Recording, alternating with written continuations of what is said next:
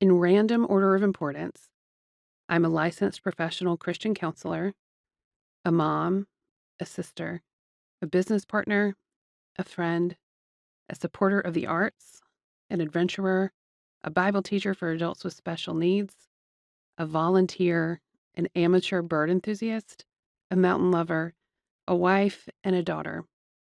I am also someone lucky enough to have known who I am and who I want to be for as long as I can remember.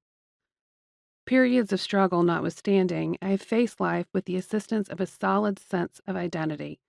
God knit me together with his sovereign hands this way. He knew what was coming. In April 2021, the property where my home rests was forever marred by something unthinkable. My neighbors, otherwise known as my parents, were killed along with my niece and nephew and 2 HVAC workers who were working at the house. It was a beautiful spring day. It was a quiet, sunny, unremarkable afternoon. It was a shattering. A mass shooting by a stranger. It happened in the sanctity and safety of their home. It was an undoing. At the time of this writing, nearly 4 years later, those words still seem wrong. It is still surreal and jarring to acknowledge. Living through the shattering impact of trauma and then the long, slow voyage of grief has been the hardest thing I've ever done, and it has also gifted the most sacred blessings. There are inherent paradoxes in Christian grief. There is loss and gain, anger and peace, isolation and connection, confusion and purpose, anguish and grace. Reconciling these is part of the work we do when called to bear this particular cup.